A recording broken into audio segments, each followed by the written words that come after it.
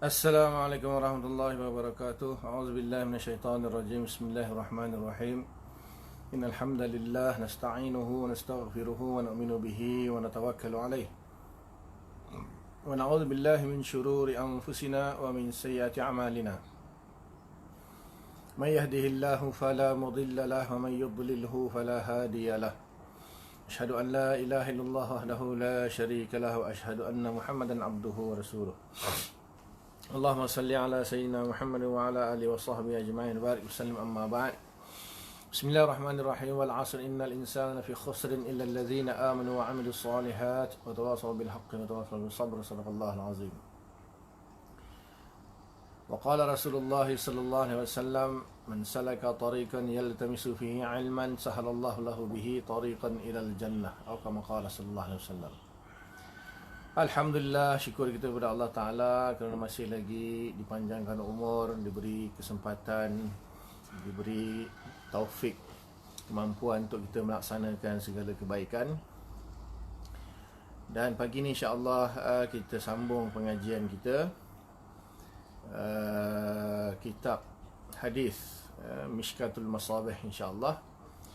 Dan sebelum kita mulakan, sama-sama kita buka dengan bacaan kita Al-Fatihah. Ya.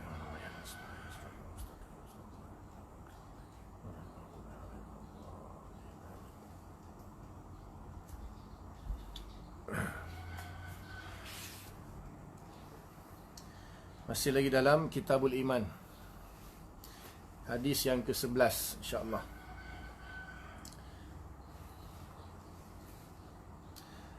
Wa an Abi Musa al-Ash'ari radhiyallahu ta'ala anhu qala qala Rasulullah sallallahu alaihi wasallam salasatun lahum ajrani rajulun min ahli al-kitab amana bi nabiyhi wa amana bi Muhammadin wal 'abdu al-mamluku iza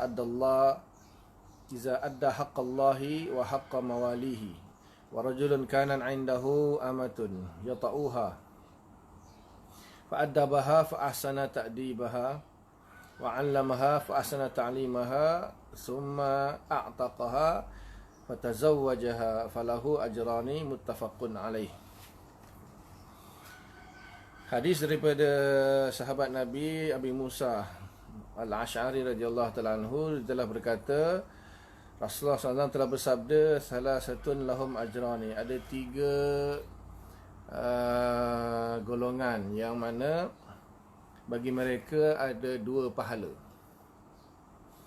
Bagi mereka ada dua pahala, dua jenis pahala lah, bukan dua saja pahala. Dia bukan bilangan, di sini menunjukkan jenis. Yang pertama, rajulun min ahlil kitab, seorang pemuda daripada ahlil kitab. Amana bi nabiyhi, dia beriman dengan nabinya, wa amana bi Muhammadin, dan dia juga beriman dengan Nabi Muhammad sallallahu alaihi wasallam. So di sini masyhur kita tahu siapa tu ahli kitab.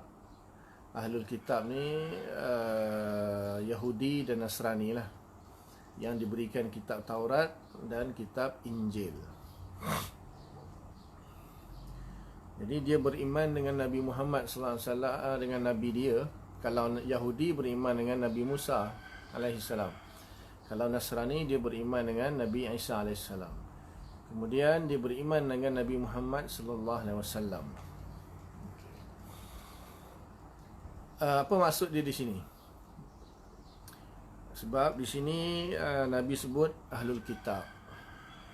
Jadi di sini ada beberapa ihtimal ataupun kemungkinan. Kalau kita kata setiap Nabi yang datang, bukan kita katalah, maksudnya kita memilih pendapat ulama yang mengatakan bahawa setiap Nabi yang datang memansuhkan syariat Nabi yang sebelumnya. Bermakna seseorang, katalah dia seorang Yahudi, dia beriman kepada Nabi Musa dengan kitab Taurat. Kemudian setelah Nabi Musa wafat, kemudian dia masih berpegang lagi lah dengan kitab Taurat dan beriman dengan Nabi Musa. Kemudian apabila diutuskan Nabi Musa alaihissalam, dia masih ada, dia masih hidup. Kemudian dia pun beriman dengan Nabi Isa alaihissalam dan beriman dengan kitab Injil. Jadi maknanya di sini panjang betul umur dia. Ketika Nabi Musa masih hidup, dia pun hidup. Nabi Musa wafat, dia hidup sampai diutuskan Nabi Isa AS. Begitu juga dia beriman dengan Nabi Isa AS, beriman dengan kitab Injil. Kemudian dia hidup sampai diutuskan Nabi Muhammad, dia beriman dengan Nabi Muhammad pula. Itu bukan itu maksud dia lah. Pasal apa? Bukanlah mustahil, tetapi antara Nabi Isa AS dengan Nabi Muhammad SAW diutuskan itu lebih kurang 600 tahun. Jadi zaman tu tak ada orang kot hidup umur sampai 600 tahun.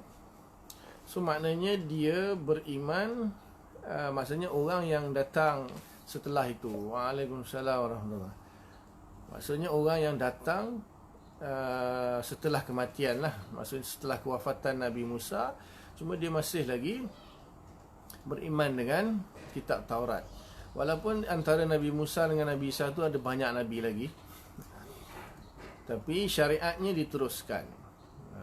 Dia itu ada isu lah dalam ada permasalahan dalam akidah. Adakah setiap Nabi itu datang memansuhkan syariat Nabi yang sebelumnya? Dari segi fiqahnya lah. Dari segi fiqah. Kalau dari segi akidah tidak ada mansuh lah. Sebab Nabi ini datang bawa akidah dan syariat. Maksudnya masuk syariat tu maksudnya hukum-hukum fiqah lah. Akidah pun syariat juga sebenarnya. Jadi setiap Nabi datang bawa akidah yang sama. Beriman kepada Allah, beriman kepada rukun iman yang 6 itu semua Nabi bawa benda yang sama. Tak ada mansuh-mansuh itu. Yang akan dimansuhkan itu ialah syariat fiqah. Bab fiqah ni yang biasanya dimansuhkan. Kemudian ada isu lagi, adakah semua dimansuhkan atau sebahagian dimansuhkan? Yang mengatakan semua dimansuhkan itu bermaksud syarak man qablana ni dalam bab usul fiqh lah. Jadi kalau usul fiqh ni ada pengajian usul fiqh kan, Ustaz Hafiz lah. Jadi adakah syarak man qablana itu dalam syariat kita tu menjadi syariat kita, ataupun dia perlu kepada amrun jadid, ataupun perintah yang barulah. Kadang-kadang sama, kadang-kadang ada amalan tu sama. Jadi maksudnya contohnya berpuasa hari Ashura misalnya. Jadi orang Yahudi puasa Ashura, orang yang orang Islam pun disunatkan sebelum diwajibkan Ramadan itu. Ada yang kata wajib, ada yang kata sunat lah puasa Ashura. Ada yang kata puasa Ramadan mansuhkan kefarduan, puasa Ashura dijadikan sunat sahaja. Tapi tak kira lah sunat ke fardu, tapi masing-masing puasa Ashura. Jadi adakah kita berpuasa Ashura itu kita mengikut syarak umat sebelum ni, ataupun dengan amrun jadid, maksudnya arahan daripada Nabi, arahan yang baru? Ada khilaf di sinilah. Jadi kalau kita mazhab Syafi'i kata kita dengan amrun jadid. Maksudnya Nabi yang perintahkan puasalah kamu kan. Bila Nabi sampai ke Madinah, Nabi tengok orang Yahudi puasa hari Ashura, Nabi suruh kita puasa. Nabi kata kita lebih berhak untuk berpuasa lah. So syarat man qablana, tapi ditajdidkan olehnya dengan arahan daripada Nabi lah. Itu maksudnya. Kemudian di sini bermakna orang adalah hadis ni maksud dia dapat 2 pahala ni, maksudnya orang tu dia beriman dengan Nabi Musa dan kitab Taurat selepas Nabi Musa wafat. Kemudian bila datang Nabi Isa alaihissalam, maka orang yang katalah ketika itu sebelum diutuskan Nabi Isa, dia masih beriman kepada syariat Nabi Musa lah. Sebab syariat Nabi Musa tu diteruskan kan, sampailah datang Injil baru ditukar. Kemudian dia pun mengikut syariat Nabi Isa. Kemudian kalau kita kata ahli kitab yang dimasukkan ni kedua-dua sekali, Tapi katakanlah dia tak beriman dengan Nabi Isa AS. Dia Yahudi, dia berpegang, beriman dengan Nabi Musa, dengan kitab Taurat misalnya. Kemudian setelah munculnya Nabi Isa diutuskan dengan kitab Injil, dia tak beriman dengan kitab Injil. Dia tak beriman dengan Nabi Isa, tapi dia beriman dengan Nabi Musa sahaja. Berterusanlah, maksudnya orang ketika Nabi SAW diutuskan kan di Madinah, jadi ada setengah Nasrani beriman dengan Nabi Isa dengan kitab Injil, dan ada setengah itu hanya beriman dengan Taurat, dengan Nabi Musa. Maksudnya dia tak beriman dengan Nabi Isa. Jadi panjanglah isu dia sebenarnya. Adakah dia tak beriman dengan Nabi Isa itu kerana dia bukan dia bukan umat yang di bawah Nabi Isa, sedangkan kita faham kan Nabi Isa pun diutuskan kepada Bani Israel. Jadi apabila Nabi Isa diutuskan kepada Bani Israel, berarti syariat Nabi Musa yang sebelumnya itu kalau mengikut satu pendapat, maka dimansuhkan. Jadi mereka tinggal hanya masih beriman kepada Nabi Musa dengan erti kata Nabi Musa itu adalah salah seorang Rasul Allah. Kemudian sekarang ni Nabi yang baru telah diutuskan, iaitu Nabi Isa AS. Mereka wajib beriman dengan Nabi Isa AS. Dia tak boleh menolak. Dia tak boleh tak mau aku cukuplah, aku dah beriman dengan Nabi Musa, sekarang aku tak nak beriman dengan Nabi Isa. Tak boleh. Dia kena beriman dengan Nabi Isa, dan dia kena mengamalkan kitab Injil pula. Bukan, dia tak boleh aku tak nak pakai Injil lah, aku masih nak pakai Taurat. Tak boleh. Itu tak tahulah syariat Nabi Isa tu, adakah syariat Nabi Isa itu memansuhkan syariat Nabi Musa kesemuanya atau sebahagian. Itu pembahasan usul fiqh. Okay, kita pergi kepada hadis ini. Jadi dia kata Ahlul Kitab beriman kepada nabinya dan beriman kepada Nabi Muhammad SAW.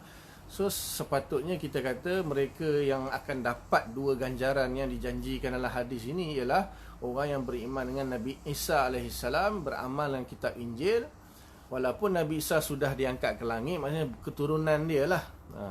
Maknanya ketika Nabi Muhammad diutuskan, contohnya Waraqah bin Naufal kan. Waraqah bin Naufal, dia beriman dengan kitab Injil, dia adalah Nasrani, ulama Nasrani, pendeta Nasrani. Dia beriman dengan Nabi Isa AS dan beriman dengan kitab Injil yang original lah. Jadi ketika Nabi Muhammad diutuskan, maka dia pun beriman dengan Nabi Muhammad SAW dan mengikut syariat Nabi Muhammad SAW. Maka orang seperti inilah yang dikatakan mendapat dua pahala. Mendapat dua pahala. Jadi sekiranya seseorang itu dia tidak beriman kepada Nabi Isa AS, tak beriman kepada kitab Injil, dia hanya beriman kepada kitab Taurat sahaja, seperti Yahudi di Madinah kan. Sebahagian Yahudi di Madinah ni, mereka kebanyakan hadis yang kita baca, mereka hanya lebih kepada beriman kepada Taurat. Jarang hadis-hadis yang menunjukkan Injil. Kebanyakannya Taurat. Kebanyakan beriman dengan Taurat. Yahudi di Madinah lah, banyak kisah-kisah dalam hadis. Jadi seolah-olah bermakna adakah mereka itu tidak beriman dengan Nabi Isa AS dan tidak beriman dengan Injil, hanya beriman dengan kitab Taurat. So hadis ini umum lah. Hadis ini umum. Maksudnya boleh jadi orang tu walaupun dia tak beriman kepada Nabi Isa dengan kitab Injil, dia hanya beriman kepada Nabi Musa dan kitab Taurat, kemudian dia masuk Islam, dia beriman kepada Nabi Muhammad SAW dan Al-Quran, maka dia dapat dua pahala. Kalau kita kata syariat dia, sekiranya dia tidak beriman dengan Nabi Isa tu, dia masih lagi dianggap sebagai Ahlul Kitab lah. Jadi kalau syariat kita misalnya kan, apabila Nabi Muhammad SAW diutuskan, maka kesemua syariat-syariat yang sebelum ni dimansuhkan.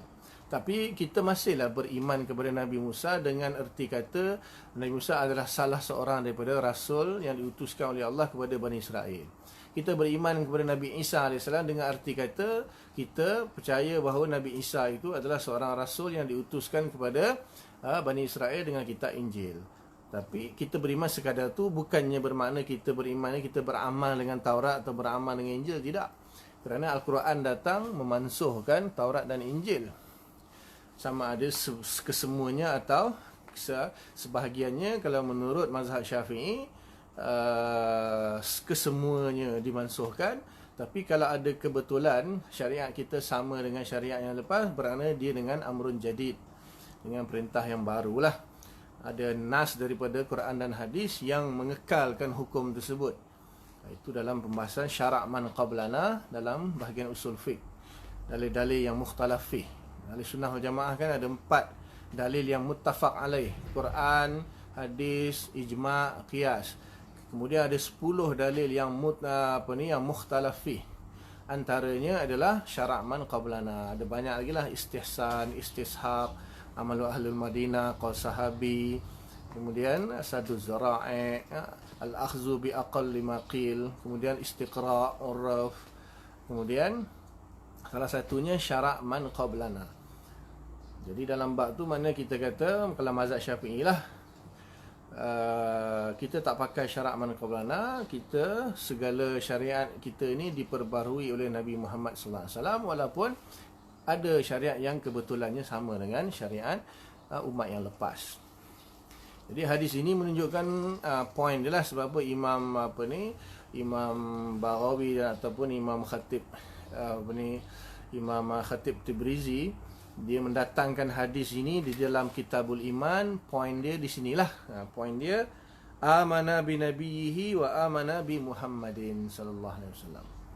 Dia beriman dengan nabinya, dia beriman dengan Nabi Muhammad SAW.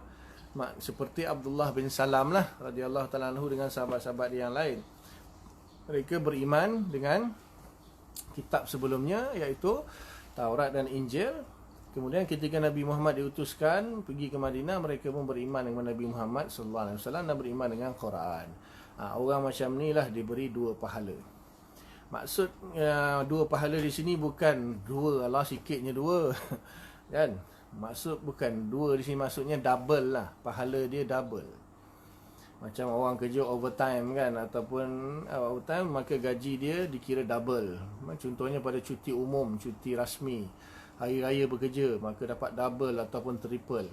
Bukan maksud di sini dapat 2 pahala je, dapat RM2 je. Bukan, berganda, maknanya double. Ajra ni maksudnya 2 kali ganda pahala dia dapat. Maknanya dia beriman dengan Nabi dia, kemudian datangnya Nabi Muhammad SAW, dia beriman dengan Nabi Muhammad SAW. Jadi ketika Nabi Muhammad SAW diutuskan, kita kata Nabi Muhammad telah memansuhkan syariat-syariat yang sebelum, maka wajib bagi mereka yang beriman dengan kitab-kitab sebelumnya itu beriman dengan Nabi Muhammad SAW. Sebab apa? Dalam kitab mereka pun menyuruh mereka, sekiranya diutuskan Nabi akhir zaman, iaitu Nabi Muhammad SAW, maka wajib kamu beriman dengan dia yang ikut syariat dia. Jadi bermakna orang yang beriman dengan Nabi SAW itu di kalangan ahlul kitab, mana-mana orang yang benar-benar beriman dengan kitab dia. Tapi kalau ada orang yang dia katakan beriman dengan ahli kitab, maksudnya dia beriman dengan kitab dia, iaitu Taurat atau Injil, tetapi tak mau beriman dengan Nabi Muhammad SAW, boleh kita kata sebenarnya dia tak beriman. Sebenarnya dia tak beriman dengan kitab dia. Mungkin ada keuzuran yang lain, iaitu dia ditipu oleh pendeta-pendeta Yahudi dan Nasrani yang mengubah kitab-kitab Taurat dan Injil, dan di situ dibuang segala isi kandungan Taurat dan Injil yang menyuruh orang yang berpegang dengan Taurat dan Injil itu beriman kepada Nabi Muhammad SAW. Itu macam mana pula keadaannya? Itu pempanjanglah pembahasan dia. Maknanya orang yang mana dia ni tidak mendapat maklumat yang sebenar daripada Taurat dan Injil. Seperti Abdullah bin Salam dengan sahabat-sahabat dia kan. Abdullah bin Salam ni dia betul-betul beriman dengan kandungan Taurat dan Injil, yang mana dalam tu menyuruh mereka beriman kepada Nabi Muhammad SAW. Begitu juga An-Najasyi kan, Raja Najasyi. Mereka bila dengar Nabi SAW diutuskan rombongan Ja'far bin Abu Talib yang rombongan pergi ke Habsyah kan. Akhirnya dibacakan Quran, maka dia menangis. Lalu dia beriman kepada Nabi Muhammad SAW. Maka makna mereka itu memang betul-betul orang yang beriman dengan Taurat dan Injil. Sebab dalam Taurat dan Injil sini beritahu kalau datang Nabi yang bernama Muhammad, kamu kena beriman. Kalau kamu tak beriman, berarti kamu tak ikut kitab kamu lah. Tak ikut kitab Taurat, tak ikut kitab Injil yang sebenar. Tetapi kalau orang yang tak sampai kepada dia maklumat dalam Taurat dan maklumat dalam Injil yang sebenarnya, ditipulah, diubah-ubah. Dia mana tahu yang apa yang dia dapat di tangan ni, dia dapat berita dalam Taurat tak suruh pun beriman kepada Nabi Muhammad, dalam Injil pun tak suruh pun beriman kepada Muhammad. So dia pun tak beriman, dia hanya beriman kepada apa yang Taurat yang dia percaya. Adakah dia dianggap sebagai satu keuzuran, maksudnya di akhirat nanti dia terlepas atau tidak? Itu ada khilaf lah di kalangan para ulama. Poinnya di sini nak bagi tahu orang yang beriman dengan Nabi sebelumnya, sama ada dia beriman kepada Nabi Musa dan Taurat, ataupun dia beriman kepada Nabi Isa dan Injil, kemudian apabila diutuskan Nabi Muhammad SAW, dia pun beriman kepada Nabi Muhammad SAW dan beriman dengan Al-Quran, maka dia diberi double pahala dia. Ini sebenarnya nak menggalakkan ahli kitab supaya mereka beriman kepada Nabi Muhammad SAW. Susah sebenarnya. Macam kita kan, contohnya kita ni susahlah, macam kita kata sahabat Nabi lah. Para sahabat Nabi tu, mereka sebelum Nabi diutuskan, mereka tidak ada agama. Mereka mungkin sebahagiannya mengikut agama Nabi Ibrahim sebagainya, sebagaimana yang diriwayatkan lah. Ada yang menyembah berhala dan sebagainya. So kita kata mereka tidak ada Nabi dan kitab yang mereka pegang. So bila datang Nabi Muhammad, mereka mudah untuk menerima dan beriman kepada Nabi Muhammad SAW. Ahli kitab ini, dia dah beriman dengan seorang Nabi, dengan kitab. Tiba-tiba datang Nabi baru. Jadi dia nak tukar tu susah sebenarnya. Dia nak tukar beriman kepada Nabi yang baru dan kitab yang baru tu bukan senang. Manusia ni kalau dia pegang dengan satu perkara, dia nak tukar tu susah.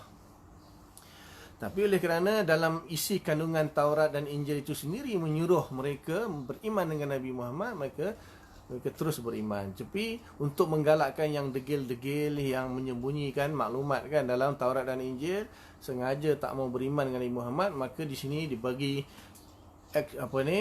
kelebihan lah, ekstra. Kalau kamu beriman dengan Nabi Muhammad SAW, kamu akan dapat double lagi.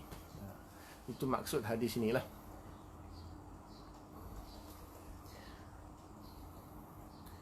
Itu dia punya point dalam hadis ni. Adapun yang kedua dan yang ketiga itu sebagai tambahan sajalah.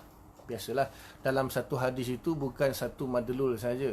Dalam sebuah hadis, satu ayat Quran atau satu hadis itu boleh jadi bermacam-macam madlul dia. Yang madlul yang menjadi dalil yang menunjukkan kepada bermacam-macam madlul lah. Bila kita kata hadis tu, maknanya seluruh hadis tu kita panggil dalil lah. Tetapi madlul dia, satu hadis saja mungkin madlul dia banyak lah. Mungkin tak semestinya madlul bagi satu dalil itu satu. Boleh jadi satu saja dalil dia, iaitu satu potongan hadis, tetapi madlul dia banyak. Di sini ada dua lagi madlul dia yang dikata di sini, seorang hamba al-abdu al-mamluk iza adda haqqallah wa haqqa mawalihi. Zaman kita tak ada lah. Ni seorang hamba, seorang tahu kan, hamba ni ialah zaman dahulu, hamba ni ialah seorang manusia yang tidak boleh memiliki apa sahaja termasuk diri dia sendiri. Hamba, maka dia ni milik orang lain, dia milik tuan dia. So dia ni, hamba ni dia milik tuan dia.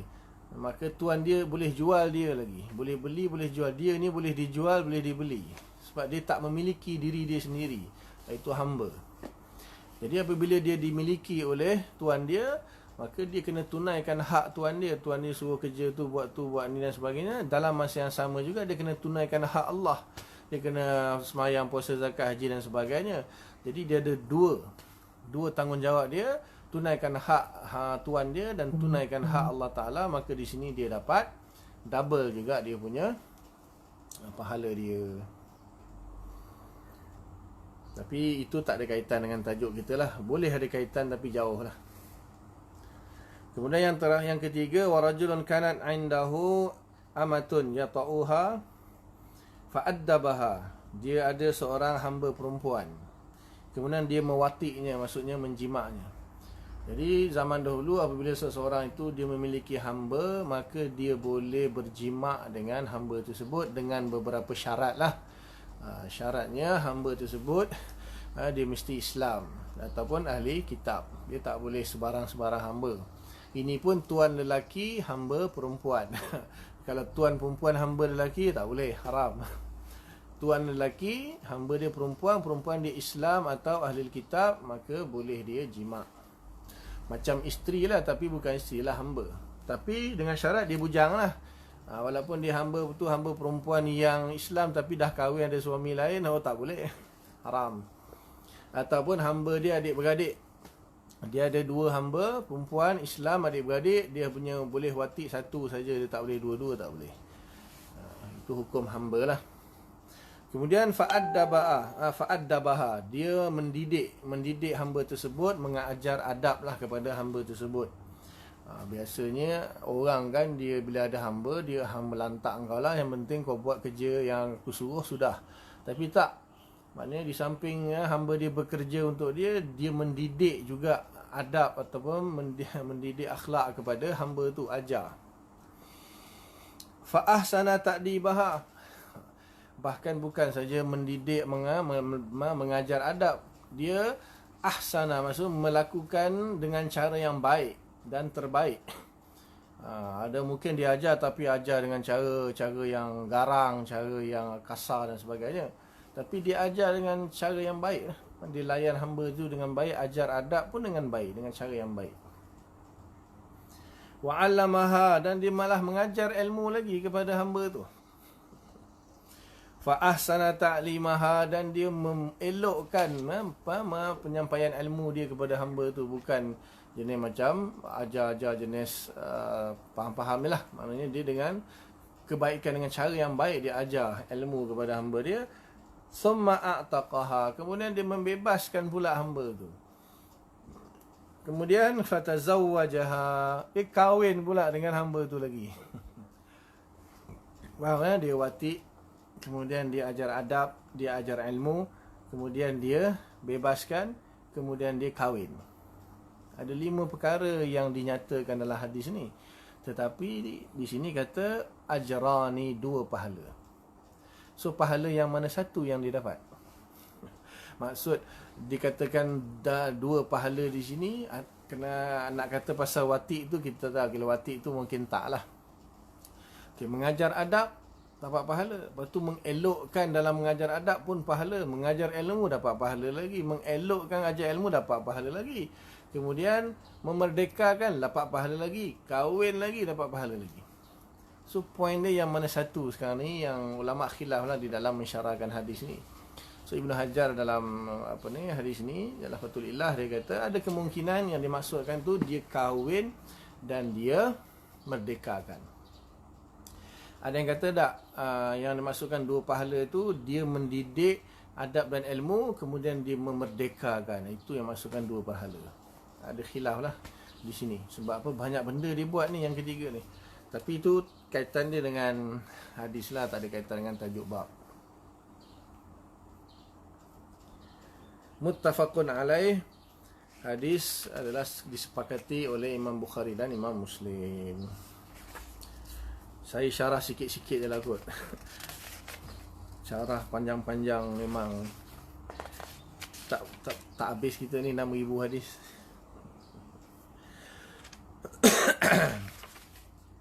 Masuk hadis yang ke-12.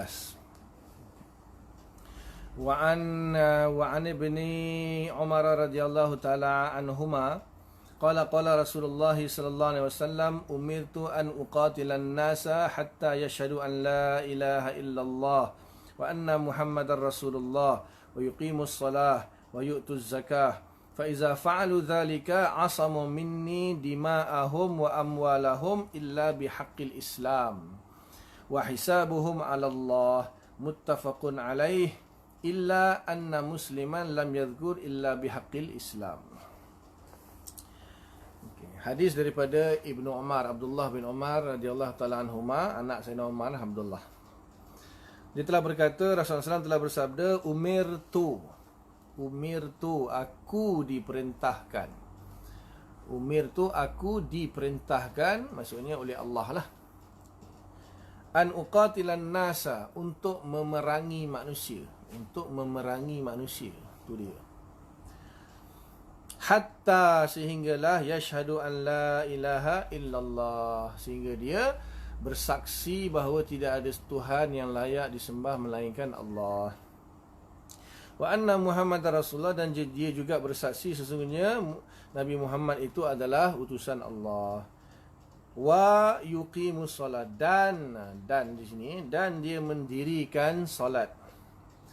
Wa yu'tuz zakat, dan dia menunaikan zakat. Fa iza fa'alu zalika, maka sekiranya dia melakukan yang demikian itu, iaitu syahadah, solat dan zakat, asamu minni dima'ahum, maka dia telah memelihara darahnya daripadaku. Tadi kan Nabi diperintahkan untuk memerangi. Biasanya bila berperang tu sama ada mati atau cedera lah.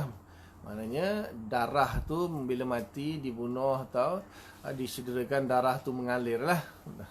Jadi di sini terselamatlah darah dia. Maksudnya kalau dia syahadah, maksudnya dia menerima Islam dengan bersyahadah dan mendirikan solat, menunaikan zakat, maksudnya melaksanakan segala perintah-perintah dalam Islam.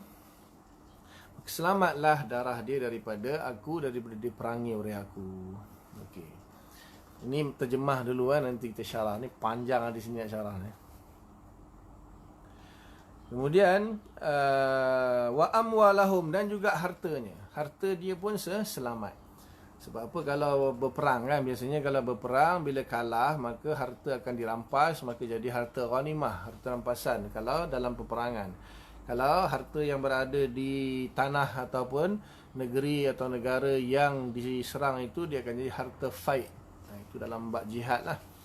Harta ghanimah ni apa yang dibawa ketika perang di medan pertempuran. Bila musuh kalah, maka dirampas semua harta mereka dan mereka dijadikan tawanan dan hamba lah.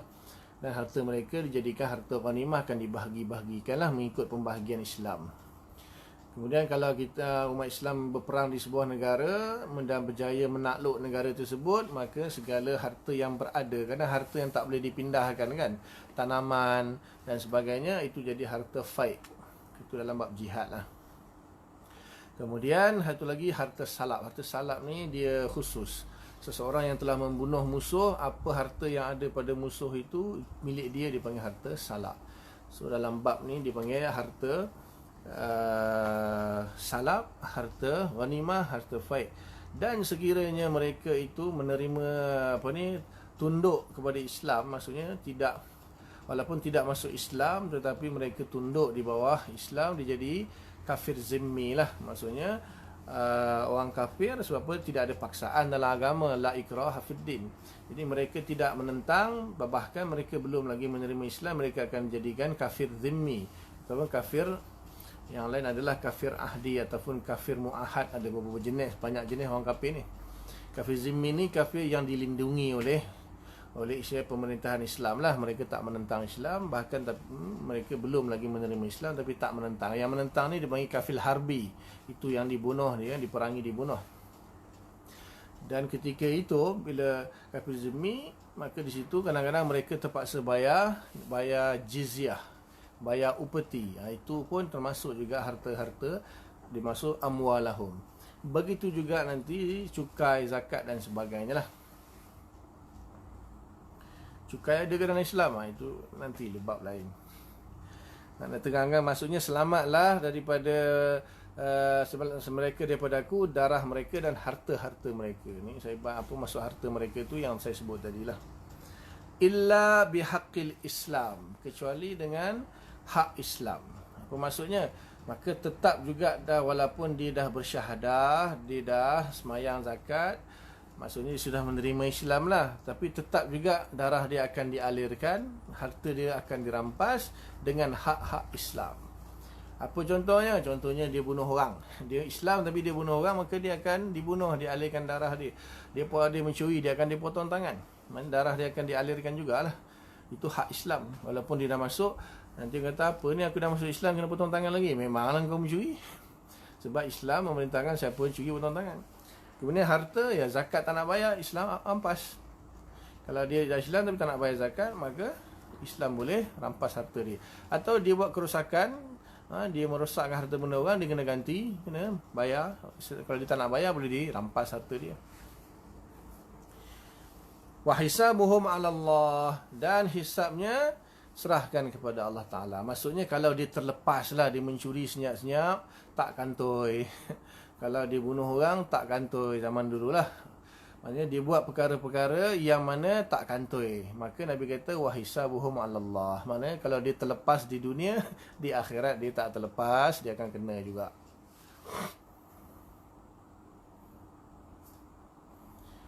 Sekarang ni pergi tanya kerajaan lah.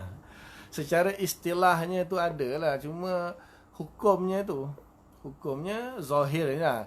Kita tengok dari satu sudut lah. Dari satu sudut, maka mereka tidak angkat pedang, angkat senjata untuk memerangi umat Islam. Itu kita kata kafir zimmi lah. Dan mereka tunduk di bawah undang-undang, boleh kita kata kafir zimmi. Dulu akan ada viral sekejap kan, siapa tu yang buat kacau bagaimana orang kafir di Malaysia ni, ada yang kafir harbi.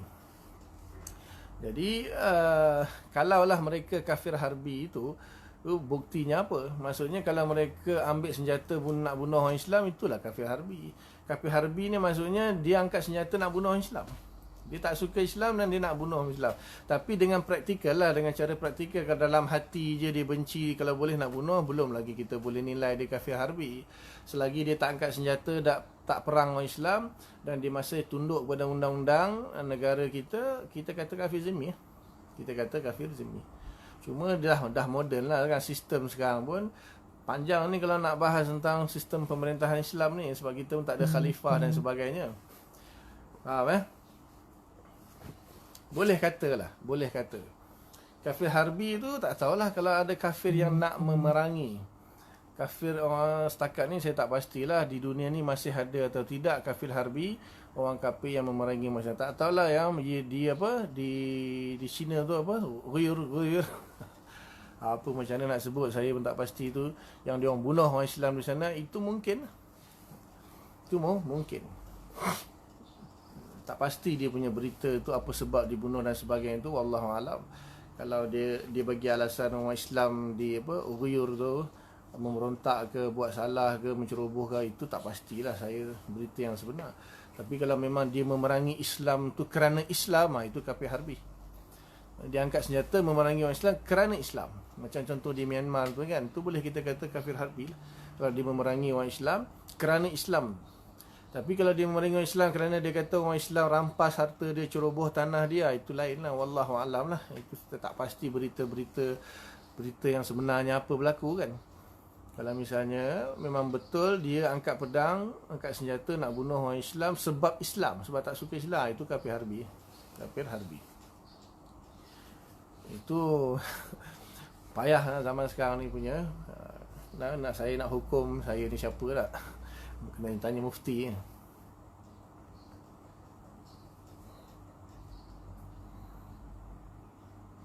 Okey. Maka di sini syarah hadis dia, umir tu. Nabi kata umir tu. Di sini setengah ulama mengambil dalil, mengambil istidlal ataupun dalalah di sini bermaksud aku diperintahkan. So Nabi tak kata di sini umirna, kita diperintahkan untuk memerangi orang sehingga mereka syahadah, sembahyang dan zakat. Tak. Nabi kata umir tu.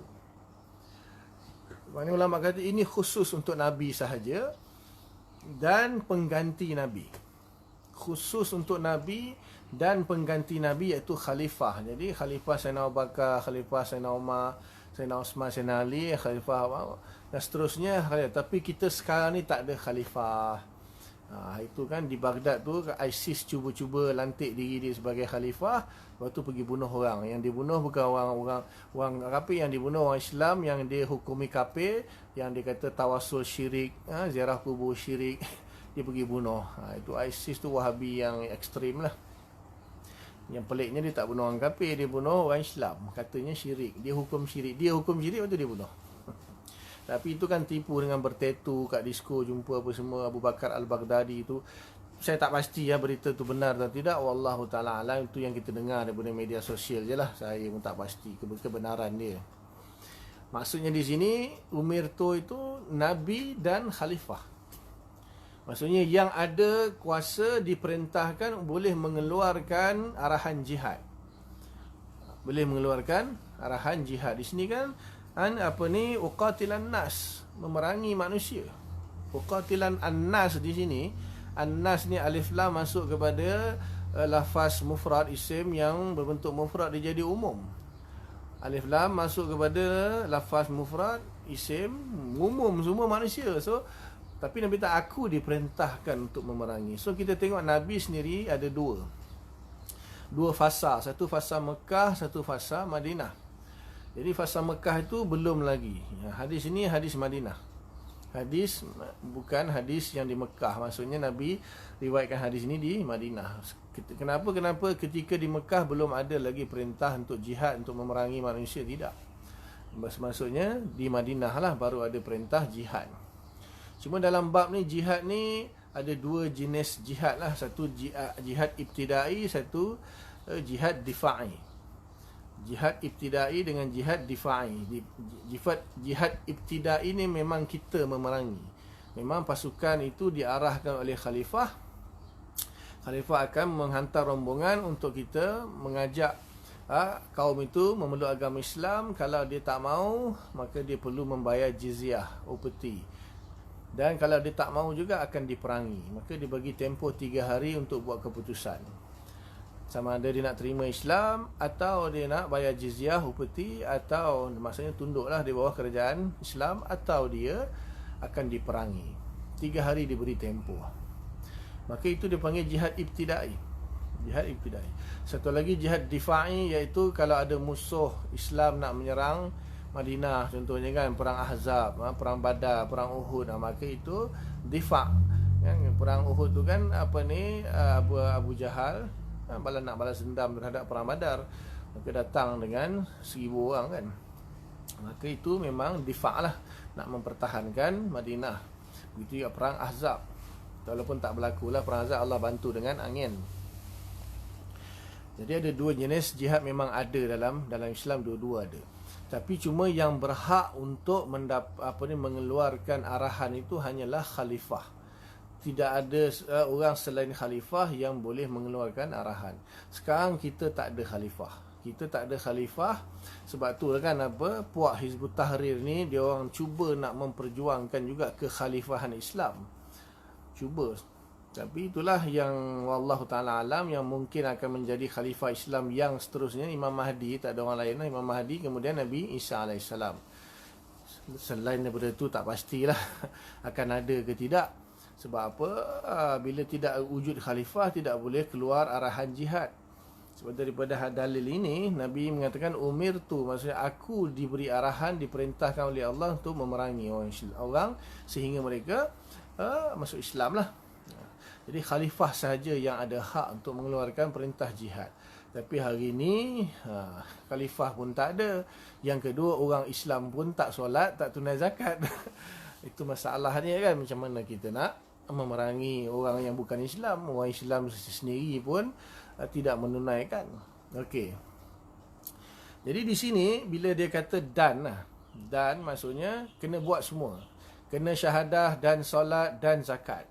Bermakna kalau salah satu dia tak buat, maka dia akan diperangi. Sebab itu Abu Bakar Siddiq radhiyallahu taala anhu, ketika beliau jadi khalifah kan, ketika Nabi wafat, Nabi SAW wafat, maka ada puak yang murtad, yang baru-baru masuk Islam, yang tinggal jauh daripada kota Madinah, badui-badui ini murtad. Kemudian munculnya Nabi palsu Musailamatul Kazzab, dan ada seorang lagi apa nama tak ingat. Kemudian ada pula kaum yang tidak mau bayar zakat. Maka Sayyidina Umar telah membentuk lebih kurang 8 pasukan, kot kata silap saya, 8 pasukan untuk memerangi orang yang murtad. Maksudnya murtad, mereka menolak syahadah mereka lah. Maksudnya mereka sudah tidak lagi bersaksi bahawa tidak ada Tuhan selain Allah dan Nabi Muhammad itu Rasulullah. Dan juga dah tentulah takkan semayang dan takkan zakat. Satu pasukan dihantar untuk memerangi mereka. Kemudian satu pasukan lagi sebab tak nak bayar zakat. Masyhur kan hadis ni, Sahih Bukhari Muslim ada. Jadi Sayyidina Umar telah bentuk, Sayyidina Abu Bakar radhiyallahu ta'ala telah membentuk sebuah pasukan untuk memerangi orang yang tak mau bayar zakat. Jadi Sayyidina Umar masa tu, Sayyidina Umar kata, wahai Abu Bakar, Takkan kau nak memerangi orang yang tak nak bayar zakat, sedangkan mereka itu mengucap kalimah syahadah, mereka masih lagi semayang, cuma tak nak bayar zakat saja. Takkan nak diperangi. Lepas tu Sayyidina Abu Bakar baca hadis ni. Sayyidina Abu Bakar baca hadis ni depan Sayyidina Umar, baru dia terkejut. Dia kata, ya Allah, aku seolah-olah baru aku faham maksud hadis ini. Memang Allah Ta'ala telah benar-benar memberi ilmu ataupun membuka dada Abu Bakar Siddiq dengan memberi kefahaman terhadap hadis ini. Jadi kalau tak mau bayar zakat, diperangi. Barulah bila Sayyidina Abu Bakar baca hadis ini dekat depan Sayyidina Umar, baru dia terkejut, baru dia tersentak. Dia kata memang betul. Memang Abu Bakar memang layak jadi khalifah, memang dia faham apa maksud Nabi.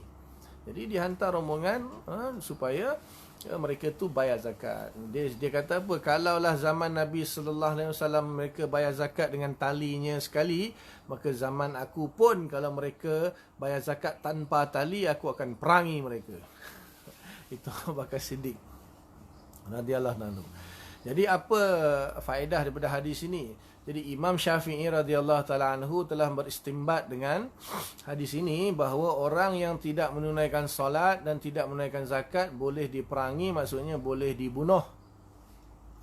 Satu orang Islam yang tidak melakukan solat boleh dibunuh, itu dalam mazhab Syafi'i. Maka qadi ataupun hakim akan menyuruh memanggil orang tersebut dan menyuruh dia solat segera. Kalau dia tak mau solat juga, maka dia diancam dengan hukum bunuh. Maka sekiranya dia tidak mahu melakukan solat itu kerana dia mengingkari kewajipan solat, dia kata solat tak wajib, berapa aku nak sembahyang, tak wajib pun, maka dia boleh jatuh murtad, boleh jatuh kafir. Tetapi diberi tempoh selama 3 hari, dia dikurung, dia dipenjarakan dulu, dikurung, diminta istitabah, maksudnya dia bertaubat. Kemudian diterangkanlah hakim ataupun ulama yang bertugas dengan mahkamah pihak penghakiman ini akan menerangkan dalil-dalil lah, maksudnya iqamatul hujjah. Mereka iqamatul hujjah, menegakkan hujjah-hujjah kepada dia bahawa dalil-dalil yang qat'i daripada Quran dan hadis menunjukkan bahawa solat itu wajib. Ijma' mengatakan solat itu wajib, macam mana engkau mengingkari solat itu wajib? Kalau dia tunduk dan dia patuh, maka dia pun disuruhlah semayang, qada balik semayang dia, maka dia dilepaskanlah.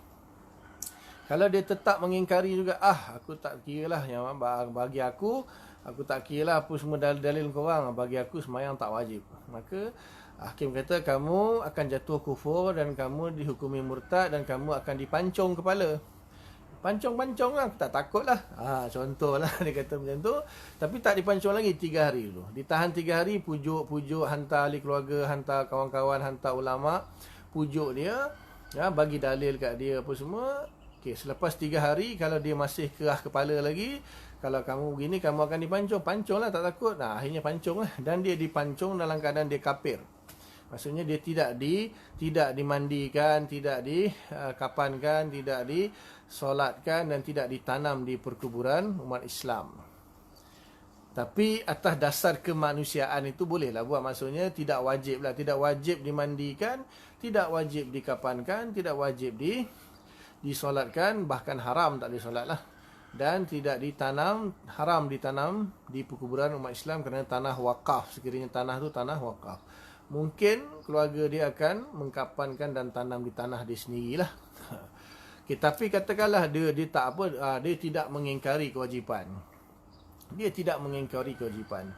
Solat memang wajib tapi saya malas nak solat. Maka diperintahkan dia kena segera bersolat. Kalau dia tak nak juga, aku malas. Solat wajib tak? Wajib, tapi aku malas. Solat sekarang, kalau tak kamu akan dibunuh. Ini dalil dia. Dalil dia. Maknanya mazhab Imam Syafi'i kata, kalau dia tak nak juga, kerana dia malas lah, bukan kerana ingkar. Ingkar tadi dah selesai. Ingkar kafir lah, dibunuh dalam keadaan kafir. Tapi kalau dia kerana malas, kalau kamu malas solat sekarang, qadilah, maka kamu akan dipancung. Pancung lah, aku tak takut. Memang aku malas nak solat. Tapi mustahil lah ada orang macam tu. Alah semayang kejap je pun 5 minit selesai kan. Tengok pancung tak apa, tapi aku malas nak solat, pancung. Tapi dia tak mengingkari kewajipan solat, cuma dia malas nak solat. Katakanlah contoh wujudnya orang macam ni, maka dia dipancung. Tapi 3 hari jugalah. selama 3 hari tu dia disuruh solat, dia tak solat juga, maka dia akan dihukum pancung tapi Islam. Sebab dia tak mengingkari kewajipan solat. Maka dia dimandikan, dikapankan, disolatkan, boleh ditanam di perkuburan umat Islam. Kalau ada lah. Tapi setakat ni tak pernah ada lagi. Sepanjang sejarah tak pernah ada lagi lah. Yalah, aku nak pancung, solat pun malas. Takkan solat sanggup. Malas aku nak solat, pancung-pancung lah. Tak mungkin. Tak terjadi pun sebenarnya. Tapi itu hukum lah. Hukum dalam mazhab Syafi'i. Maknanya orang yang mengingkari bukan saja solat, apa sahaja yang sabit di dalam Islam, ma'ulima minaddin bid-darurah. Benda-benda yang hukum-hukum yang sudah diketahui secara umum, secara pasti, secara jelas oleh semua umat Islam. Kalau dia tak buat, seperti contohnya dia tak solat dan tak bayar zakat, maka boleh dihukum bunuh. Boleh dihukum bunuh mazhab Syafi'i. Mazhab Hanafi kata dia tidak dibunuh, tapi dia dikurung, dipenjara. Sampailah dia solat sampai habis boleh bebaskan. Kalau zakat tak apa. Kalau zakat maknanya apabila pemerintahan Islam menghantar amil dia ataupun wakil dia untuk memungut zakat, kalau orang tu tidak mahu bayar zakat, maka boleh dirampas. Sebab apa? Apabila cukup haul dan nisab, apabila zakat ni bila cukup haul setahun dan nisab dia, bilangan dia lah. Tengoklah zakat binatang ke, zakat tanaman ke, zakat naqd harta, emas perak atau duit, zakat perniagaan dan sebagainya. Bila cukup haul setahun dan nisab dia, automatik kadar yang wajib dibayar itu sudah menjadi milik asnaf, sudah menjadi milik mustahik, orang yang berhak dapat zakat 8 asnaf itu. Automatik maknanya dirampas, bukanlah harta dia dirampas, sebenarnya dia yang telah menyimpan harta asnaf tersebut, bukan hak dia lagi. Maka sebab tu boleh dirampas. Pasal apa? Bukanlah kerajaan pemerintah merampas harta dia, mengambil hak asnaf atau hak mustahik li zakat lah. Itu saja. Kalau dia melawan, kau rampas, aku bunuh, aku tembak, aku lawan pakai pedang. Masa tu boleh perang.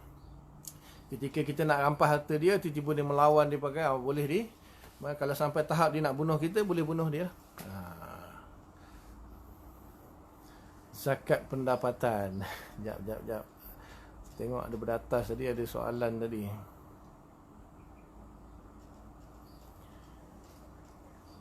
Okey. Zakat pendapatan Okey, sebenarnya dalam Islam, dalam setakat ni yang saya tahu lah 4 mazhab, tidak ada zakat. Maksudnya pendapatan ni soalan kena tepat lagi. Zakat pendapatan bulanan tu kan, selalu orang tanya bab tu. Sebab Malaysia mengamalkannya. Itu sebenarnya asalnya pendapat daripada Syekh Yusuf Qardawi. Yusuf Qardawi punya ijtihad, punya pendapat. Malaysia pakai benda tu. Dia tidak ada dalam Islam zakat zakat bulanan yang wajib tu tak ada. Tak ada. Bukalah kitab mana pun. Itu pendapat Yusuf Qardawi yang dipakai oleh Malaysia lah.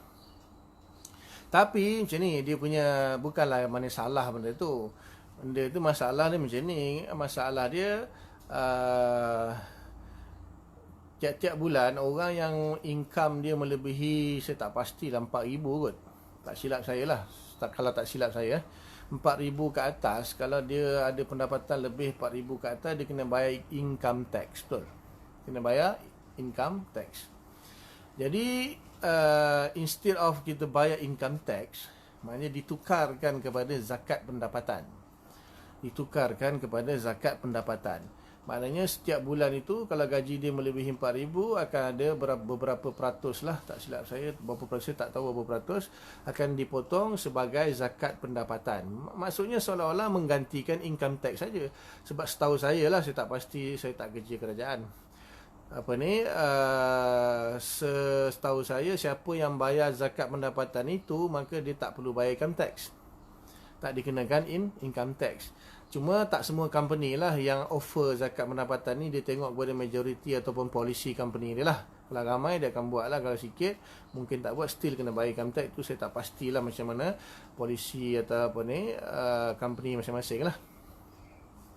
Jadi sebenarnya zakat pendapatan ni nak menggantikan income tax saja. Sedap sikit dengar lah kan, bayar zakat pendapatan tiap-tiap bulan daripada bayar income tax. Sebab apa kan, ada ulama mempertikaikan tidak ada cukai ni dalam Islam, tidak ada, asal hukum cukai ni haram, kecuali zakat, kecuali fidyah, kecuali jizyah, itu adalah cukai-cukai berbentuk demikian. Tetapi kalau just sekadar income tax biasa ni, tak ada dalam Islam, tak ada. Cuma ulama mengatakan bahawa sekiranya kerajaan sangat memerlukan kita panggil cukai lah daripada kerajaan, maka boleh untuk maslahat lah, untuk maslahat. Contohnya hari ni kan, kita jalan raya yang kita bawa kereta tu, jalan raya yang kita lalu tu, siapa yang buat? Kemudian lampu-lampu jalan tu siapa yang buat? Kemudian membekalkan saluran elektrik, walaupun kita bayarlah elektrik tu kan, tapi yang menyalurkannya siapa? Hospital kan, kita pergi hospital bayar RM1 je kan.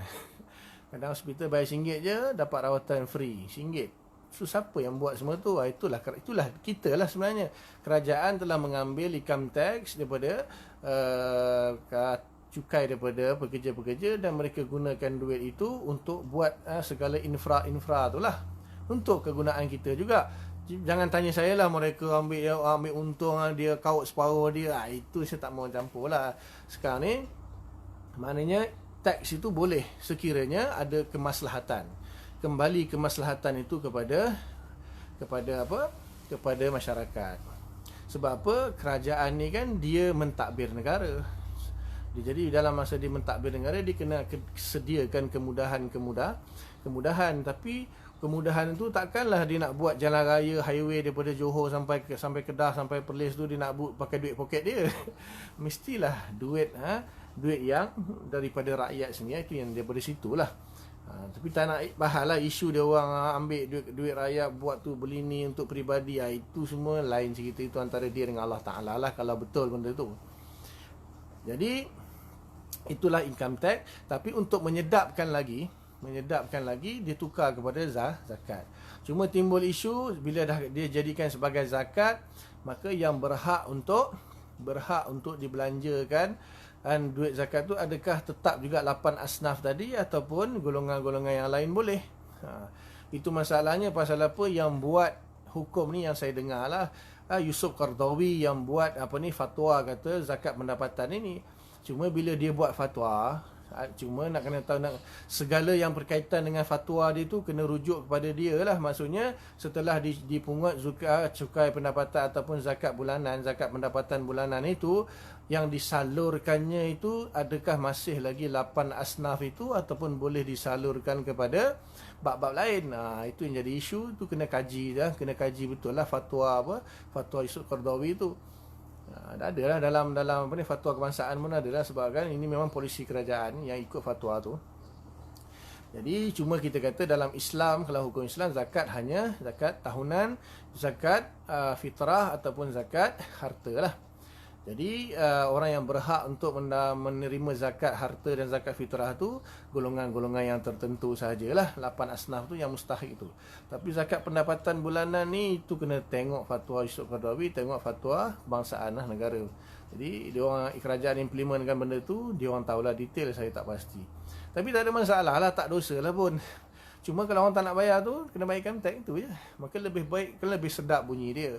Kalau orang bukan Islam, dia bayar income tax. Orang Islam bayar zakat pendapatan. Dan sama je, setahu saya lah, saya tak pasti detail. Setahu saya, siapa bayar zakat pendapatan, dia terkecuali daripada bayar income tax. Wallahu alam. Maka kita niatkanlah. So kalau kita terkena cukai pendapatan ataupun kita terkena zakat pendapatan itu, kita niat, ya Allah, aku bayar zakat sunat. Maksudnya zakat sunat, ikut hukum sunat lah. Ikut undang-undang wajib lah, ikut undang negara Malaysia wajib. Tapi ikut hukum dalam Islam kita anggap sebagai sunat, maka dapat pahala. Kita niat untuk membantulah siapa saja. Tapi kalau dia menggunakan hasil daripada zakat pendapatan yang diambil itu untuk kepentingan peribadi atau benda salah, itu dosa dia tanggung dengan Allah Ta'ala. Di akhirat dijawab lah. Kita niat kita, ya Allah, kadar yang dipotong daripada pendapatan aku bulanan ini, aku anggap sebagai zakat sunat untuk membantu orang-orang yang susah dan sebagainya. Tapi dia guna untuk apa, itu dia tanggung lah. Wallahu alam. Pukul 10 dah. minta maaf lah, baru dapat 2 hadis saja. Itu pun hadis yang kedua ni tak dapat nak hurai habis lagi, ada sikit lagi sepatutnya. Saya ada kuliah online yang lain lagi ni. Lagi dalam 5-10 minit ni, rasanya perlu tangguh dulu kot. Kita jumpa lagi tahun depan insya-Allah. Tahun depan seperti biasalah, setiap bulan minggu pertama dan minggu ketiga hari Sabtu jam 9 insya-Allah. Wallahu taala alam. Apa yang lebih kurang tu setakat tu dulu. Apa yang baik daripada Allah Ta'ala, apa yang tak baik kelemahan yang salah, minta ampun kepada Allah, minta maaf kepada semua. Mudah-mudahan Allah bagi taufik dan kita faham apa yang sampaikan, dan kita tangguh dengan kafarah majlis. Subhanallah bihamdika, nasyhadu an la ilaha illa anta, nastaghfiruka wa natubu ilaik. Subhana rabbika rabbil izzati amma yasifun, wa salamun alal mursalin, walhamdulillahi rabbil alamin. Assalamualaikum warahmatullahi wabarakatuh.